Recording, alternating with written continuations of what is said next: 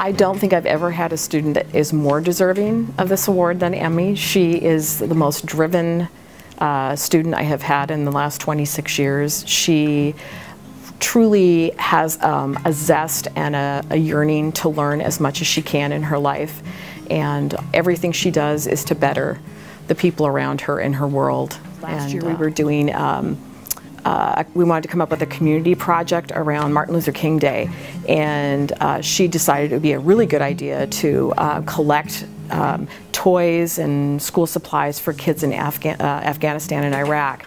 And so she kind of organized everything, so we were outside Rite Aid with the posters and everything, and she was really the driving force behind that, and she helped me package everything up, go deal with the post office end of it, fill out all the forms and everything, and not a complaint at all. It was just very satisfying for her, so that's a good example of that. I think it's what you see in Emmy is that she lives compassion every day, the way she looks at people, the way she treats people.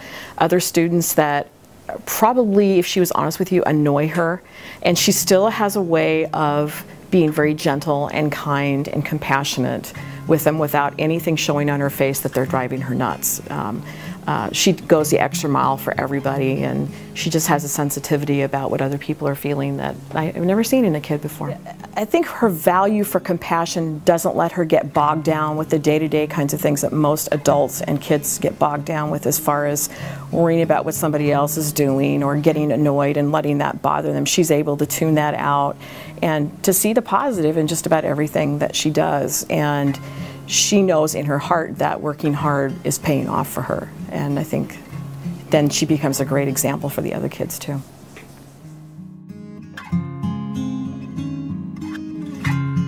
So Nursey, we call her Nursey around here, not just Nurse Kathy.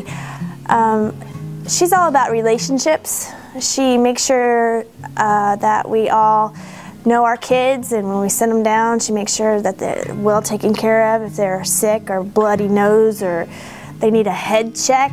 And sometimes she comes to our classes and she does head checks for us too, which is very, very valuable.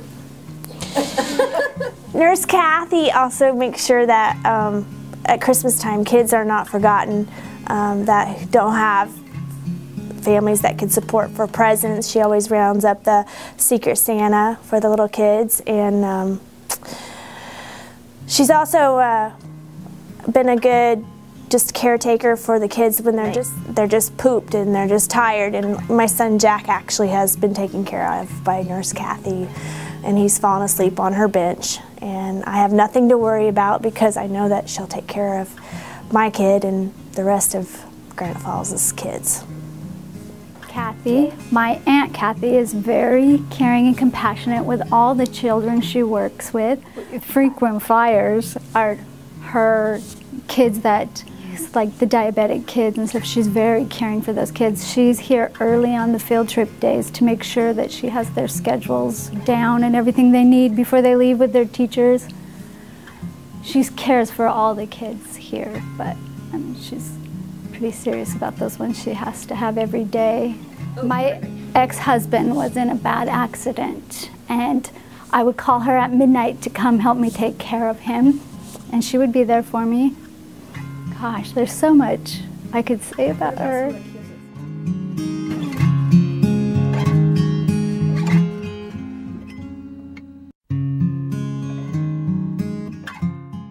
Keith's value for compassion makes him an incredible teacher because of the patience level and because of the ability to work with the vulnerable students that he works with and to have the patience that he has. It's interesting to watch the team as they listen to Keith and say, where does he get his strength?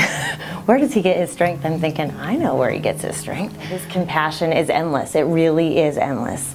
We have a team meeting every Friday, and his nickname is Saint Keith. And because he's like a saint to our program and to these kids, and they don't get that kind of example everywhere. You know, not every student there doesn't have parents, but many of them are extremely vulnerable and don't have a male figure in their lives. And so the teachers are there and are filling this void. You know, they can't be the kids' parents, but they certainly can be that consistent stable role model, and it's a big job. It's a big job for these teachers, and he does it with the most difficult, the most rewarding students in the district, because the most difficult kids, when they turn that corner, that's where you feel it right here, and that's where. And I'm sure that if you ask him, that's part of why he does what he does. Examples, well, I can think of many examples, but I know that there's a student at the alternative school who's one of the most difficult kids that I've worked with in 20 years of working with students. But Keith has been the one that has stuck by him and always has something positive to say. You know, there'll be days where he's frustrated and where it's like, okay, he needs to go home for a day, but the following day Keith will come in and say, you know what, we need to give him another chance, and you know what, he's better than he was last year, he's better than he was last week, he's better than he was last month. And so he keeps us grounded in remembering to look at the students' progress. You know, maybe it's a bad day today, but where were they at a year ago? And that's what he's all about, is the forgiveness and the respect and the positive attitude.